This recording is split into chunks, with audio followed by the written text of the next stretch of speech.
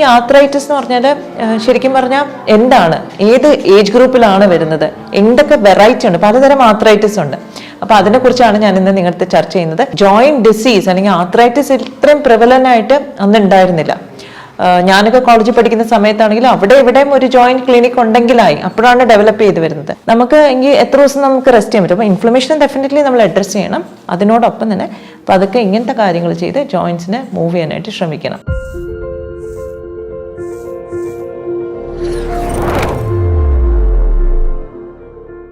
Hello friends, ഞാൻ doctor Trishna, medical director and chief physician Samatvam Trivandrum.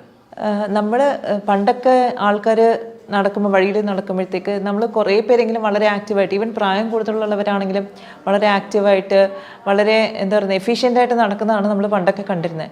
പക്ഷേ ഇപ്പോൾ കുറേ കാലങ്ങളായിട്ട് നമ്മൾ ശ്രദ്ധിച്ചാലറിയാം, പല ആൾക്കാരും വളരെ സ്ലോ ആവുന്നു, അവരുടെ മൂവ്മെൻറ്റ് സ്ലോ ആവുന്നു. അപ്പോൾ നമ്മൾ ജസ്റ്റ് ഒന്ന് ഒബ്സർവ് ചെയ്താൽ മനസ്സിലാക്കും അവർക്ക് മിക്കവാറും ആർത്രൈറ്റിസിന് അങ്ങനെ എന്തെങ്കിലും ഒരു ഡിസ്കംഫർട്ട് ഉണ്ടാവുന്നു. ഈ ആർത്രൈറ്റിസ് എന്ന് പറഞ്ഞാൽ ശരിക്കും പറഞ്ഞാൽ എന്താണ്, ഏത് ഏജ് ഗ്രൂപ്പിലാണ് വരുന്നത്, എന്തൊക്കെ വെറൈറ്റി ഉണ്ട്, പലതരം ആർത്രൈറ്റിസ് ഉണ്ട്. അപ്പോൾ അതിനെക്കുറിച്ചാണ് ഞാൻ ഇന്ന് നിങ്ങളുടെ ചർച്ച ചെയ്യുന്നത്. പ്രത്യേകിച്ചും എടുത്തു പറയുന്നത് റുമറ്റോയിഡ് ആർത്രൈറ്റിസിനെ പറ്റിയാണ്. എനിക്കൊന്നൊരു 15-20 വർഷം മുമ്പ് വരെ ആർത്രൈറ്റിസ് എന്നൊക്കെ പറഞ്ഞാൽ വളരെ റെയറായിട്ട്, ഒരു 60 വയസ്സ് 70 വയസ്സൊക്കെ ആകുമ്പോഴത്തേക്ക് മുട്ടിന് തേയ്മാനം എന്ന് പറഞ്ഞ് അവിടെ വേദന ഇവിടെ വേദന എന്ന് അമ്മൂമ്മമാരും അപ്പൂപ്പന്മാരും പറയുന്നതല്ലാണ്ട് ജോയിൻറ്റ് ഡിസീസ് അല്ലെങ്കിൽ ആർത്രൈറ്റിസ് ഇത്രയും പ്രിവലൻ്റ് ആയിട്ട് അന്ന് ഉണ്ടായിരുന്നില്ല. ഞാനൊക്കെ കോളേജിൽ പഠിക്കുന്ന സമയത്താണെങ്കിലും അവിടെ ഇവിടെയും ഒരു ജോയിൻറ്റ് ക്ലിനിക് ഉണ്ടെങ്കിലായി, അപ്പോഴാണ് ഡെവലപ്പ് ചെയ്ത് വരുന്നത്. പക്ഷേ ഇപ്പം ഒരു 15 ഇയേഴ്സ് ഡൗൺ ദ ലൈൻ, ഒരു 20 ഇയേഴ്സ് ഡൗൺ ദ ലൈൻ ഒരുപാട് ആർത്രൈറ്റിസ് ക്ലിനിക്സ്, ജോയിൻറ്റ് ഡിസീസിൻ്റെ ക്ലിനിക്സ് തന്നെ വളരെ വളരെ കോമൺ ആയി വന്നിരിക്കുന്നു. എന്താണ് ഈ ആർത്രൈറ്റിസ്? ആർത്രൈറ്റിസ് എന്ന് പറയുന്നത് നമ്മുടെ സന്ധികളിൽ വരുന്ന ഒരു ഇൻഫ്ലമേറ്ററി കണ്ടീഷനാണ് ആർത്രൈറ്റിസ്. ഇൻഫ്ലമേഷൻ എന്ന് പറയുമ്പോഴത്തേക്ക് ഞാൻ പലപ്പോഴും എക്സ്പ്ലെയിൻ ചെയ്യുന്നൊരു കാര്യമാണ്, നമ്മുടെ സ്കിന്നിലൊരു മുറിവുണ്ടെങ്കിൽ എന്താ സംഭവിക്കുക, അവിടെ വേദന വരും, നീര് വരും, അവിടെ റെഡിഷായിട്ട് വരും, ചുമന്ന് വരും, തുടുത്ത് വരും. അപ്പം ഈ ഒരു പ്രക്രിയ തന്നെ നമ്മുടെ ജോയിൻറ്റിനകത്ത് നടക്കുന്നതാണ് സത്യം പറഞ്ഞാൽ ആർത്രൈറ്റിസ്. നമുക്കിപ്പം സ്കിന്നിൽ വന്നൊരു ഇഞ്ചറി എന്ന് പറയുന്നത് ചിലപ്പോൾ നമ്മൾ എന്തെങ്കിലും കടിച്ചതാകാം, അല്ലെങ്കിൽ നമ്മൾക്ക് എവിടെയെങ്കിലും തട്ടിയതാകാം. പക്ഷേ ഈ ഒരു സംഭവം എങ്ങനെ നമ്മുടെ ജോയിൻറ്റ്സിനകത്ത് വരുന്നു? പലപ്പോഴും ഇത് നടക്കുന്നത് എന്തുകൊണ്ടാണെന്ന് വെച്ചാൽ, നമ്മുടെ ഒന്നിയിൽ നമുക്കൊരു ഇൻഫെക്ഷൻ വന്ന ശേഷം, പ്രത്യേകിച്ച് ഒരു സ്ട്രെപ്റ്റോകോക്കൽ ഇൻഫെക്ഷൻ അല്ലെങ്കിൽ പല ബാക്ടീരിയൽ ഇൻഫെക്ഷൻസ് ഒക്കെ വന്ന ശേഷം അതിനെ ചെറുക്കാൻ വേണ്ടി അല്ലെങ്കിൽ അതിനെ എഗെയിൻസ്റ്റ് ആയിട്ട് അറ്റാക്ക് ചെയ്യാൻ വേണ്ടിയിട്ട് നമ്മുടെ ശരീരത്തിൽ ആൻറ്റിബോഡീസ് ഉണ്ടാക്കുന്നു. പക്ഷേ ഇതിന് സിമിലർ ആയിട്ടുള്ള കെമിക്കൽസ് എന്തെങ്കിലും നമ്മുടെ ജോയിൻറ്റ്സിലുണ്ടെങ്കിൽ അതിനെ അറ്റാക്ക് ചെയ്യാനും ഈ ശരിക്കും പറഞ്ഞാൽ ഈ പ്രതിരോധ ശക്തിക്ക് ഉള്ള വൈറ്റ് ബ്ലഡ് സെൽസ് സെക്രീറ്റ് ചെയ്യും, കെമിക്കൽസ് സെക്രീറ്റ് ചെയ്യും, ആൻറ്റിബോഡീസും മറ്റും സൈറ്റോകൈൻസ് എന്ന് പറയും. ഇതിനെല്ലാം അപ്പം ജോയിൻറ്റിലും ഇതേപോലൊരു പ്രോട്ടീനുണ്ട്, അതിനെ ഡിറ്റക്റ്റ് ചെയ്ത് അതിനെ ഡിസ്ട്രോയ് ചെയ്യാനായിട്ടുള്ള ഒരു പ്രോസസ്സ് നടക്കുന്നു. അതാണ് സാധാരണ ഇൻഫ്ലമേഷനിൽ നടക്കുന്നത്. ഇൻഫെക്ഷ്യസ് കോസിന് ഇൻഫെക്ഷന് ശേഷമാണെങ്കിലും. അപ്പോൾ സാധാരണ എങ്ങനെയുള്ളവർക്കാണ് ഇൻഫെക്ഷൻ കോമൺ ആയിട്ട് എപ്പോഴും ത്രോട്ട് ഇൻഫെക്ഷൻ, ത്രോട്ട് വരുന്ന ആൾക്കാർക്ക് കാലക്രമേണ ഇങ്ങനൊരു ജോയിൻറ്റ് ഡിസീസ് അല്ലെങ്കിൽ ഇൻഫ്ലമേറ്ററി ജോയിൻറ്റ് ഡിസീസ് വരാനായിട്ടുള്ള സാധ്യതയുണ്ടാവും. കാരണം every time there is A throat infection, മിക്കവാറും സ്ട്രെപ്റ്റോകോക്കൽ ഇൻഫെക്ഷൻ എന്തെങ്കിലും ആയിരിക്കും. അപ്പോൾ അതിനെ ട്രിഗറിൽ വെച്ചിട്ട് നമ്മുടെ ബോഡിയിൽ ഇൻഫ്ലമേറ്ററി സെൽസ് അല്ലെങ്കിൽ ഇമ്മ്യൂൺ സെൽസ് ജോയിൻറ്റിനെ അറ്റാക്ക് ചെയ്യുന്ന കെമിക്കൽസും ഉണ്ടാക്കുന്നു. ഇത് കൂടാണ്ട് വേറെ എന്തൊക്കെയാണ് റീസൺസ്? പലപ്പോഴും ഇതൊക്കെയാണ് സാറിന് റുമറ്റോയിഡ് ആർത്രൈറ്റിസ് അല്ലെങ്കിൽ സീറോ നെഗറ്റീവ് ആർത്രൈറ്റിസ് എന്നൊക്കെ കണ്ടീഷൻസിൽ നമ്മൾ കണ്ടുവരുന്നത്. ഓരോന്നിനും പാറ്റേൺ കുറച്ച് വ്യത്യാസമാണ്, പെത്തോളജിക്കലിയും കുറച്ച് വ്യത്യാസങ്ങളൊക്കെ ഉണ്ട്. പക്ഷേ ജോയിൻറ്റ് ഇൻഫ്ലമേഷനാണ് എല്ലാത്തിലും കോമൺ. അപ്പോൾ ഇൻഫ്ലമേഷൻ എന്ന് പറയുമ്പോഴത്തേക്ക് എന്താ ബുദ്ധിമുട്ട്? നമുക്ക് രാവിലെ എഴുന്നേൽക്കുമ്പോഴത്തേക്ക് ചെറിയ ജോയിൻറ്റ്സിലുള്ള സ്റ്റിഫ്നെസ്, നമുക്ക് വിരൽ നിവർത്താൻ പറ്റില്ല അല്ലെങ്കിൽ മടക്കാൻ പറ്റില്ല, കടുത്ത വേദന മാത്രമല്ല, നമ്മൾ എത്ര വിചാരിച്ചാലും നമുക്കത് മൂവ് ചെയ്യാൻ പറ്റുന്നില്ല. That is one factor. Rheumatoid ആർത്രൈറ്റിസിലൊക്കെ ആണെങ്കിൽ 2 കൈയിലും ഒരേപോലെ ആയിരിക്കും മാനിഫെസ്റ്റേഷൻ ഉണ്ടാവുന്നത്, സിമെട്രിക്കൽ മാനിഫെസ്റ്റേഷൻ ആയിരിക്കും. പക്ഷേ സീറോ നെഗറ്റീവ് ആർത്രൈറ്റിസ്, അതായത് RA ഫാക്ടർ എന്ന് പറയുന്ന ഒരു കമ്പോണൻറ്റ് നമ്മുടെ ബ്ലഡിൽ നെഗറ്റീവ് ആണെങ്കിൽ നമ്മളതിനെ സീറോ നെഗറ്റീവ് എന്ന് പറയുന്നു. അതിൽ ചിലപ്പം ഇങ്ങനെ സിമെട്രിക്കൽ ആവണമെന്നില്ല, 2 കൈയിലും ഒരേപോലെ ആവണമെന്നില്ല, ഒരു കൈയിലാകാം, ഒരു കാലിലാകാം, അങ്ങനെയൊക്കെ വ്യത്യാസങ്ങൾ വരാം, എസിമെട്രിക്കലായിരിക്കും. പക്ഷേ ഇതിൽ സിംറ്റംസ് നമ്മൾ നോക്കുവാണെങ്കിൽ യൂഷ്വലി നമ്മളൊരു യങ് അഡൽട്ട്ഹുഡിൽ, അതായത് ഒരു 20 വയസ്സ് ആ ഏജ് ഗ്രൂപ്പിലായിരിക്കും ഇത് കോമൺ ആയിട്ട് കണ്ടുവരുന്നത്. കൂടുതലും നമ്മൾ ശ്രദ്ധിച്ചാൽ കാണും മൾട്ടിപ്പിൾ ജോയിൻറ്റ്സ് ഇൻവോൾവ് ആയിരിക്കും. ഒരു ജോയിൻറ്റ് മാത്രമല്ല, ശരീരത്തിലെ പല ഭാഗങ്ങളും ഇൻവോൾവ് ആയിരിക്കും. ഇതിൻ്റെ ഒപ്പം തന്നെ ചിലപ്പോൾ നമ്മുടെ നട്ടിലും ഇൻവോൾവ് ആയിരിക്കും. അപ്പോൾ അങ്ങനെ ഒരു സിറ്റുവേഷനിൽ നമുക്ക് കടുത്ത നടുവേദന, എഴുന്നേറ്റ് നിവർന്നിരിക്കാൻ പറ്റുന്നില്ല, ആകെപ്പാടൊരു ബുദ്ധിമുട്ടും അസ്വസ്ഥതയായിരിക്കും. ഇതിൻ്റെയൊക്കെ ബുദ്ധിമുട്ട് എന്താണെന്ന് വെച്ചാൽ ഒരു യങ് ഏജിൽ വളരെ ആക്റ്റീവായിട്ടും എന്താ പറയുന്നത്, വളരെ ആസ്വദിച്ചും ജീവിക്കേണ്ട ഒരു ഏജ് ഗ്രൂപ്പിൽ നമ്മൾ കിടപ്പിലായി പോകുന്ന ഒരു അവസ്ഥ വരെ വന്നേക്കാം, സിവിയർ അറ്റാക്ക് ആണെങ്കിൽ. അപ്പം ഇതിനെ നമ്മൾ വെച്ചുകൊണ്ടിരിക്കുമ്പോഴത്തേക്ക് ജോയിൻറ്റ് കൂടുതൽ ഡാമേജ്ഡ് ആയി പോകുന്നു. അപ്പം ഇറിവേഴ്സിബിൾ ചേഞ്ചസിലേക്ക് പോകുന്നു. നമ്മൾ എക്സ്റേ എടുത്ത് നോക്കിയാൽ നമുക്കത് കാണാൻ പറ്റും ആ ചേഞ്ചസ്. ഇതിനെന്താണ് ഒരു പ്രതിവിധി? അപ്പോൾ ആദ്യം നമ്മൾ പറഞ്ഞു infection can be major trigger. അപ്പോൾ ഇൻഫെക്ഷൻസ് ഫ്രീക്വൻ്റ് ആയിട്ട് വരാതിരിക്കാൻ നമ്മൾ ശ്രദ്ധിക്കണം. ഇൻഫെക്ഷൻ വരാതിരിക്കണമെങ്കിൽ നമ്മുടെ പ്രതിരോധ ശക്തി അല്ലെങ്കിൽ പ്രതിരോധത്തിന് ഉതകുന്നതായിട്ടുള്ള കോശങ്ങൾ അതിൻ്റെ പ്രവർത്തനം കറക്റ്റായിട്ട് നടത്തണം. അവിടെയാണ് നമുക്ക് പ്രാധാന്യം കൊടുക്കുന്നത്. കാരണം ഞാൻ പറഞ്ഞ കണക്ക് നമ്മുടെ ഒരു ട്രോപ്പിക്കൽ ക്ലൈമറ്റാണ്. പെട്ടെന്ന് നമുക്ക് ഇൻഫെക്ഷൻ വരാനുള്ള ചാൻസാണ്. ഇപ്പോൾ നമ്മൾ പുറത്തുനിന്ന് ഒരിടത്തുനിന്ന് ഒരു ജ്യൂസ് വാങ്ങി കുടിക്കുന്നു അല്ലെങ്കിൽ ഭക്ഷണം കഴിക്കുന്നു, ഇൻഫെക്ഷൻ നമുക്ക് എപ്പോൾ വേണേലും വരാം. ത്രോട്ട് ഇൻഫെക്ഷൻ വെറുതെ സ്കൂളിൽ പോയി അല്ലെങ്കിൽ കോളേജിൽ പോയി വേറെ ആൾക്ക് ഇൻഫെക്ഷൻ ഉണ്ടെങ്കിൽ നമുക്ക് വരാം. എനിക്കൊന്ന് കോവിഡിന് ശേഷമാണ് എല്ലാവരും മാസ്ക് ധരിക്കാനൊക്കെ തുടങ്ങിയത്. അതിനു മുമ്പേ മാസ്കിനെ പറ്റിയൊന്നും Indians were never concern. Hygiene, തുമ്മുമ്പോൾ വാ അടച്ച് വെക്കുക, അല്ലെങ്കിൽ എന്താ പറയുന്നത്, നമ്മൾ കോൾഡ് ഉള്ളപ്പം ജലദോഷം ഉള്ളപ്പോഴത്തേക്ക് കോമൺ പ്ലേസസിൽ തുപ്പി വെക്കാതിരിക്കുക. ഇതൊക്കെ വളരെ ബേസിക് ആയിട്ടുള്ള ഹൈജീൻ കാര്യങ്ങൾ ഇന്ത്യൻസ് ആരും തന്നെ നോക്കിയിരുന്നില്ല. കോവിഡിന് ശേഷമാണ് ഇത് വളരെ കുറച്ചുകൂടെ ആൾക്കാർ ശ്രദ്ധിക്കുകയും മനസ്സിലാക്കുകയും പ്രവർത്തിക്കാനും തുടങ്ങിയത്. അപ്പം ഇങ്ങനത്തെ ഇൻഫെക്ഷൻ സ്പ്രെഡ് ആവുന്നൊരു ഇത് തന്നെ നമ്മൾ പ്രിവെൻറ്റ് ചെയ്യണം, നമ്പർ 1. നമ്പർ 2, അഥവാ നമ്മൾ ഇൻഫെക്ഷൻ എക്സ്പോസ്ഡ് ആയിട്ടുണ്ടെങ്കിൽ നമുക്കൊരു തൊണ്ടയിലൊക്കെ ഒരു കരകരപ്പോ എന്തെങ്കിലും ഒരു ബുദ്ധിമുട്ടോ ഉണ്ടെങ്കിൽ അന്ന് തന്നെ നമ്മൾ തൊണ്ട ഗാഗിൾ ചെയ്യണം, ഉപ്പ് വെള്ളമിട്ട് ഗാഗിൾ ചെയ്യണം. അതേപോലെ അന്ന് ഒരു ദിവസം നമ്മൾ ചൂടായിട്ടുള്ള പാനീയങ്ങൾ മാത്രമേ കുടിക്കുകയുള്ളൂ. ബിക്കോസ് ചൂട് ഈ ഇൻഫെക്ഷ്യസ് ഏജൻറ്റിനെ, പാത്തോജനെ ഡിസ്ട്രോയ് ചെയ്യും. പിന്നെ വേറൊരു കാര്യം നമ്മൾ ചെയ്യേണ്ടതെന്ന് പറഞ്ഞാൽ ഇത് മാത്രം ചെയ്താൽ മതിയോ? പോരാ. ഇതിനൊപ്പം നമ്മുടെ പ്രതിരോധ ശക്തിക്ക് ഉതകുന്നതായിട്ടുള്ള വൈറ്റ് ബ്ലഡ് സെൽസും റെഡ് ബ്ലഡ് സെൽസിനെ ഫങ്ഷൻ മെയിൻറ്റെയിൻ ചെയ്യുന്ന രീതിയിലുള്ള ഒരു ലൈഫ് സ്റ്റൈൽ ആയിരിക്കണം ലീഡ് ചെയ്യുന്നത്. അപ്പോൾ അതിന് നമുക്ക് ഭക്ഷണത്തിൽ അത്യാവശ്യം മഞ്ഞൾ, ടേമറിക്, തുളസി ഇതൊക്കെ നമുക്ക് ധാരാളം ഭക്ഷണത്തിൽ ഉപയോഗിച്ച് നമുക്ക് ഇങ്ങനത്തെ ഇൻഫെക്ഷൻസ്, പെപ്പർ, കുരുമുളക്, ഇഞ്ചി, ഇതെല്ലാം നമ്മുടെ ഇൻഫെക്ഷൻസിനെ പ്രിവെൻറ്റ് ചെയ്യാനായിട്ട് നമ്മൾ ഒരുപാട് സഹായിക്കും. ഇനി ഓഫ് കോഴ്സ് നമുക്ക് ഇൻഫെക്ഷൻ വന്നാൽ നമുക്ക് എന്ത് ചെയ്യാൻ പറ്റും? ഇൻഫെക്ഷൻ വന്നു കഴിഞ്ഞാൽ ഡെഫിനറ്റ്ലി ഇനീഷ്യൽ സ്റ്റേജസിൽ ചിലപ്പോൾ സിവിയർ ഇൻഫെക്ഷൻ അല്ലെങ്കിൽ ഒരു വൈറൽ ഇൻഫെക്ഷൻ ആണെങ്കിൽ നമുക്ക് ഒരുപക്ഷെ ആൻറ്റിബയോട്ടിക്കിൻ്റെ ആവശ്യം വരില്ല. അപ്പോഴും നമ്മൾ ഈ ഗാഗ്ലിംഗ്, സ്റ്റീം ഇൻഹലേഷൻ, തുളസി കഷായം ഇങ്ങനത്തെ കാര്യങ്ങളൊക്കെ മസ്റ്റായിട്ടും ചെയ്തിരിക്കണം. 3-4 പ്രാവശ്യം നമുക്കൊരു ദിവസം ഇത് ചെയ്താൽ നമുക്ക് ആ കാരണം എന്താണ്, ഇനീഷ്യലി ഒരു ഇൻഫെക്ഷൻ സ്റ്റേജിന് നമ്മുടെ ശരീരത്തിൽ കയറിയിട്ട് നമ്മുടെ പ്രതിരോധ ശക്തി അതിനെ ഡിസ്ട്രോയ് ചെയ്യാൻ പറ്റിയില്ലെങ്കിൽ ഈ ഇൻഫെക്ഷ്യസ് ഏജൻറ്റ് സ്പ്രെഡ് ആവും, അത് അവിടെ കോളനൈസ് ചെയ്യും. അപ്പോഴാണ് നമുക്ക് കൂടുതൽ കടുത്തൊരു ഇൻഫെക്ഷനിലേക്ക് പോകുന്നത്. ഓക്കെ, അപ്പോൾ അതിനെ നമ്മൾ ഒരു കാരണവശാലും ഈ ഇൻഫെക്ഷ്യസ് ഏജൻറ്റിനെ നമ്മുടെ ശരീരത്തിനുള്ളിൽ സ്പ്രെഡ് ചെയ്യാനായിട്ട് സമ്മതിക്കാൻ പാടില്ല.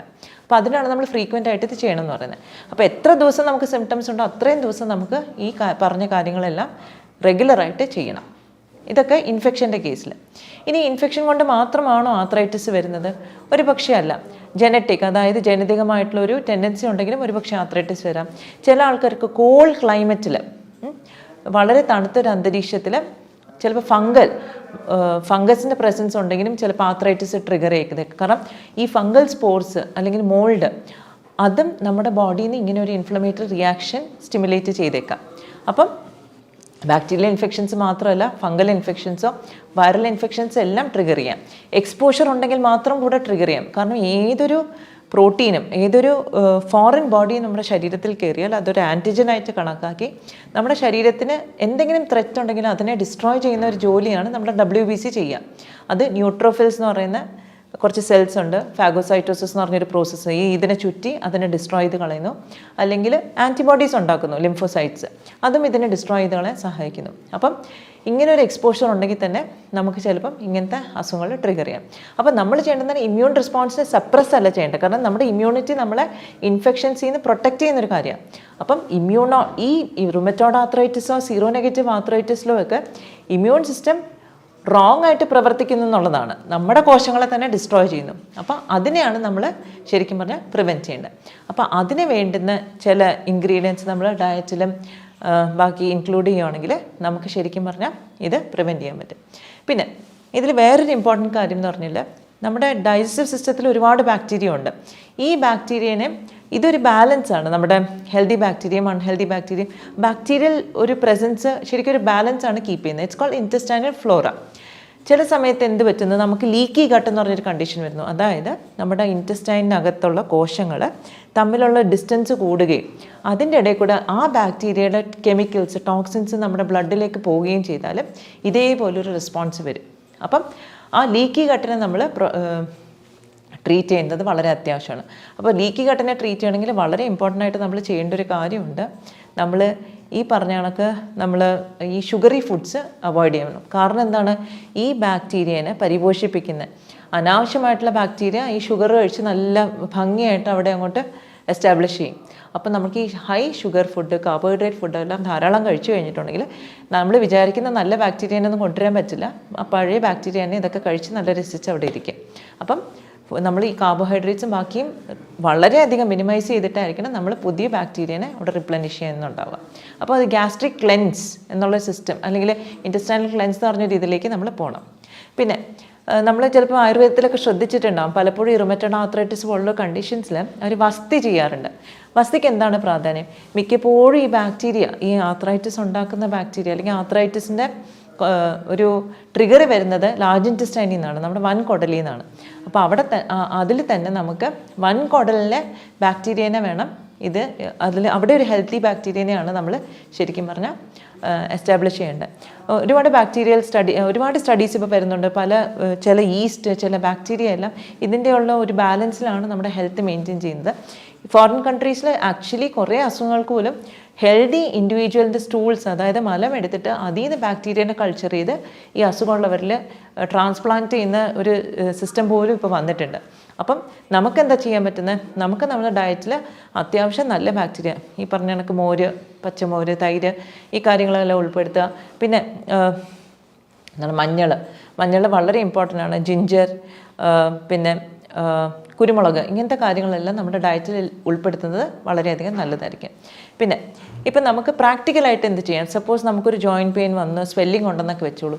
നമുക്ക് രാവിലെ തന്നെ ഈ ജോയിൻറ്റ് സ്റ്റിഫായിരിക്കുന്ന സമയത്ത് കുറച്ച് ചൂടുള്ള വെള്ളത്തിൽ നമുക്ക് എപ്സം സോൾട്ട് വാങ്ങിക്കാൻ കിട്ടും. എപ്സം സോൾട്ട് ഇട്ടിട്ട് കൈ അതിനകത്ത് മുക്കി വയ്ക്കുക. അപ്പോൾ ഈ ജോയിൻറ്റിലുള്ള സ്റ്റിഫ്നെസ് കുറയും. പക്ഷേ നമ്മൾ മുക്കി വയ്ക്കുന്നത് 15-20 മിനിറ്റ് കൂടുതൽ മുക്കി വയ്ക്കരുത്. കാരണം ഇത് ഉറഞ്ഞു പോകാൻ നമ്മൾ സമ്മതിക്കരുത്. അപ്പം ജസ്റ്റ് ഒരു 15-20 മിനിറ്റ്സ് അതൊന്ന് ചൂടാൻ വേണ്ടി വെക്കുക. ആ വെള്ളത്തിൽ വെച്ച് തന്നെ നമ്മുടെ കൈയും കാലും ജോയിൻറ്റ്സ് എല്ലാം ഒന്ന് ചെറുതായിട്ട് മൂവ് ചെയ്യുക. അപ്പോൾ തന്നെ നമുക്ക് ആ കെട്ടിക്കിടക്കുന്ന ഒരു ഡിസ്കംഫർട്ട് നമുക്ക് കുറഞ്ഞു കിട്ടും. ഓക്കെ, അത് ആർക്കും ചെയ്യാം. ഈവൻ രാത്രി കിടക്കുന്നതിന് മുമ്പേ നമുക്ക് ചെയ്യാം. അപ്പം ഈ ജോയിൻറ്റ് മൊബിലിറ്റി നമുക്ക് ഇമ്പ്രൂവ് ചെയ്ത് വരാൻ പറ്റും. ഈ വെള്ളത്തിലിടാതെ നമ്മൾ ജോയിൻറ്റ് മൂവ് ചെയ്യാതിരുന്നാൽ ഇറ്റ് ഈസ് പോസിബിൾ നമ്മൾ ജോയിൻറ്റിനെ ഡാമേജ് ചെയ്യും. അപ്പോൾ ഇൻഫ്ലമേഷൻ ഉള്ളപ്പോൾ എപ്പോഴും നമ്മൾ റെസ്റ്റ് കൊടുക്കണം. പക്ഷേ നമുക്ക് എത്ര ദിവസം നമുക്ക് റെസ്റ്റ് ചെയ്യാൻ പറ്റും? അപ്പോൾ ഇൻഫ്ലമേഷൻ ഡെഫിനറ്റ്ലി നമ്മൾ അഡ്രസ്സ് ചെയ്യണം. അതിനോടൊപ്പം തന്നെ അതൊക്കെ ഇങ്ങനത്തെ കാര്യങ്ങൾ ചെയ്ത് ജോയിൻറ്റ്സിനെ മൂവ് ചെയ്യാനായിട്ട് ശ്രമിക്കണം. പിന്നെ പലപ്പോഴും നമ്മൾ കണ്ടുവന്നിട്ടുണ്ട് റുമറ്റോയ്ഡ് ആർത്രൈറ്റിസ് പോലുള്ള കണ്ടീഷനിൽ ഫാസ്റ്റിംഗ് ഒക്കെ വളരെ എഫിഷ്യൻ്റ് ആണ്.